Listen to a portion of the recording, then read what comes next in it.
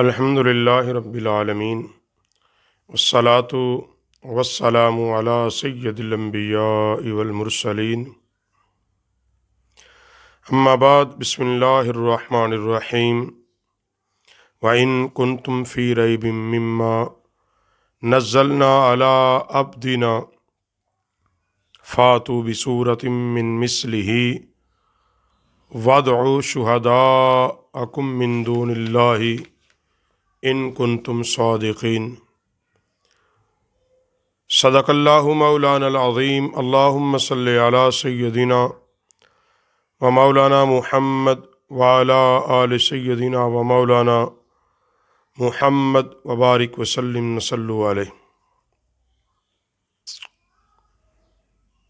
اللہ رب العالمین نے قرآن مجید کے پہلے پارے میں فرمایا وَإِن كُنتم فِي رَيْبٍ مِّمَّا نَزَّلْنَا عَلَىٰ عَبْدِنَا، یعنی اگر تم کو اے کافرو کچھ شک ہو اس میں مما نزلنا جو ہم نے نازل کیا علی عبدنا اپنے بندہ خاص پر، فاتو بصورۃ من مثلہ تو لے آؤ تم اس کی مثل ایک صورت، وادعو اور بلا لو شہداءکم من دون اللہ اپنے تمام حمایتیوں کو، تمام مددگاروں کو ما سوا اللہ کے اگر تم سچے ہو۔ نبی کریم صلی اللہ علیہ وسلم پر قرآن پاک کے نزول کا جب آغاز ہوا، کیونکہ قرآن پاک آہستہ آہستہ اللہ رب العالمین نے حضرت جبریل امین علیہ السلام کے ذریعے مصطفیٰ کریم صلی اللہ علیہ وسلم تک پہنچایا، اور جب بھی حضرت جبریل وحی خدا لے کر مصطفیٰ کی بارگاہ میں حاضر ہوتے، آقا علیہ الصلاۃ والسلام اس کو لوگوں کے سامنے تلاوت فرماتے اور کہتے لوگو یہ اللہ کا کلام ہے، یہ کلام اللہ ہے، یہ اللہ کا حکم ہے، اللہ کا فرمان ہے۔ تو کفار مکہ نے یہ کہا کہ محمد صلی اللہ علیہ وسلم اپنی طرف سے یہ کلام پیش کرتے ہیں، یہ اللہ کا کلام نہیں ہے، یہ رات کو بیٹھ کے سوچتے ہیں اور صبح اٹھ کے بیان کر دیتے ہیں۔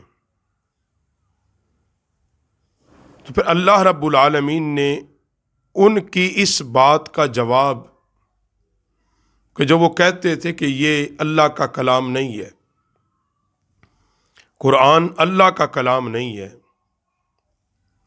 اس کا جواب اللہ پاک نے قرآن پاک میں دیا، فرمایا ان کافروں کو کہو کہ یہ خود بھی سارے اکٹھے ہو جائیں، اپنے فصیح و بلیغ لوگوں کو بلا لیں، اپنے سارے دانشمندوں کو، مفکروں کو، سب کو بلا لیں، اپنے تمام حمایتی اور مددگار جن کی یہ عبادت کرتے ہیں ان سب کو بلا لیں،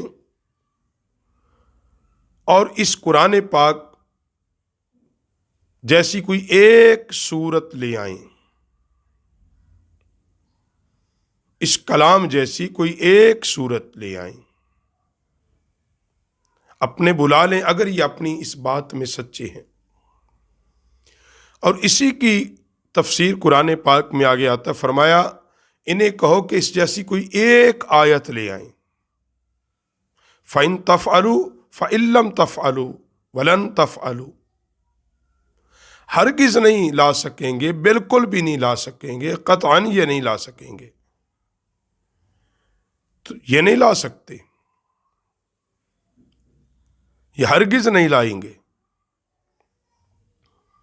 اگر تم سچے ہو اپنی بات میں، اگر یہ اللہ کا کلام نہیں ہے، ایک بات یاد رکھو، جو کسی انسان سے کوئی چیز نہ بن سکے اور وہ چیز بنی ہو تو سمجھو کہ وہ چیز خدائی تخلیق ہے۔ ایک مثال سے سمجھا دوں، کوئی انسان ایک چیز بناتا ہے، اگر کسی نے ہوائی جہاز بنایا، کوئی نہ کوئی اس کی نقل تیار کر لیتا ہے۔ ریل کا انجن کتنا ہی بڑا کیوں نہ ہو، کوئی دوسرا اس کی نقل تیار کر لیتا ہے، مگر سائنسدان، انجینئر، میکینک، یہ سارے اکٹھے ہو جائیں، چونٹی کتنی کمزور ہے، یہ ایک چونٹی بھی نہیں بنا سکتے، ایک کیڑی نہیں بنا سکتے، ایک مجنو نہیں بنا سکتے، وجہ ایک جگنو نہیں بنا سکتے، وجہ کہ یہ چیزیں اللہ نے بنائی ہیں، اور جو چیزیں اللہ نے تخلیق کی ہے وہ انسان سے نہیں بن سکتی، انسان ان کو بنا نہیں سکتا، تو ظاہر ہی ہوا کہ یہ اللہ کی تخلیق ہے۔ بھئی یہی بات ہے، یہ سمجھانے کا مقصد ہے کہ یہی بات کہا کہ جب تم کہتے ہو قرآن اللہ کا کلام نہیں ہے، یہ ایک بندے کا کلام ہے، یہ محمد کی زبان سے نکلی ہوئی بات ہے، تو پھر تم لے آؤ۔ ہرگز نہیں لا سکو گے، کیوں؟ خالق کے بنانے اور خالق کے کلام میں اور مخلوق کے کلام میں زمین و آسمان کا فرق ہے۔ اس آیات مقدسہ میں اعجاز قرآن کی بات ہو رہی ہے، عظمت قرآن کی بات ہو رہی ہے، اور عظمت قرآن کی جب بات ہوگی تو عظمت صاحب قرآن کی بھی ہوگی۔ قرآن اللہ نے بھیجا مصطفیٰ کے سینے پر، اور مصطفیٰ کریم صلی اللہ علیہ وسلم نے اللہ کے حکم سے اللہ کے کلام کو اللہ کے بندوں تک پہنچایا۔ دوسرا معنی اس کا یہ لکھا ہے مفسرین اور علماء نے کہ ساری کائنات کے لوگوں، کافروں، مشرکوں اکٹھے ہو کر کوئی ایک آیت ایسی لے آؤ جو زبان ترجمان، زبان رسالت سے اس قرآن کی نکلی ہے، نہیں لا سکو گے۔ کیوں؟ پہلے تو ایسا محبوب ڈھونڈو نا مصطفیٰ جیسا، ایسی زبان ڈھونڈو جیسی زبان مصطفیٰ ہے، کہ جس کو قرآن نے کہا کہ یہ اللہ میرے حکم کے سوا نہیں ہلتی، یہ جب بولتی ہے اللہ کے حکم سے بولتی ہے۔ اس جیسا محبوب تو لو۔ کیوں؟ کہ یہ محبوب وہ ہے جو ساری مخلوق کا معلم ہے، مگر سیکھا کس سے ہے؟ خالق سے۔ الرحمن علم القرآن خلق الانسان علمہ البیان۔ اللہ نے ڈائریکٹ اپنے حبیب کو سکھایا ہے، اور محبوب علیہ السلام ساری کائنات کے معلم ہیں۔ اس لیے پہلے محبوب جیسا کوئی تلاش کر کے لاؤ نا،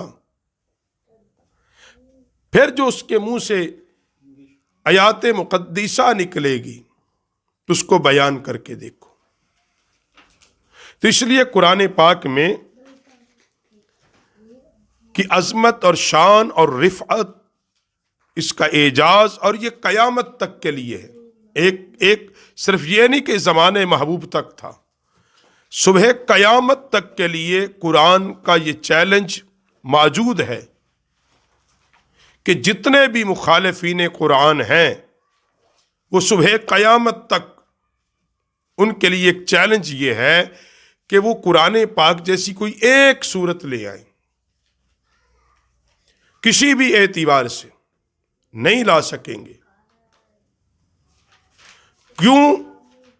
یہ کلام اس خالق کا ہے جو بے عیب ہے، اور اس نے اس کلام کو ہر اعتبار سے لا ریب اور بے عیب بھیجا ہے۔ اور یہ جو بندہ ہے، انسان ہے، اس کے اندر خود عیب ہے۔ یہ جتنی بھی کوئی کمال کی چیز بنا لے، اس کے اندر کوئی نہ کوئی عیب ہے، اور کوئی دوسرا اس کے اندر کوئی نہ کوئی عیب نکال دے گا۔ بندے کی بنائی ہوئی چیز میں کہیں نہ کہیں کوئی نقص، اور اس سے کہیں نہ کہیں کوئی قابل موجود ہوگا جو اس میں نقص نکال دے گا۔ مگر اللہ نے جس چیز کو بنایا، اللہ نے جس چیز کو بھیجا، اللہ کا جو کلام ہے، وہ تمام چیزیں جس کا تعلق تخلیق خدا سے ہوگا، وہ بے عیب ہوگی، لا ریب ہوگی۔ کیوں؟ اللہ رب العالمین سے بڑا کوئی نہیں، اس سے اعلیٰ کوئی نہیں۔ کوئی جتنا بھی ذہین ہو جائے، اس کو ذہن میرے اللہ نے دیا ہے۔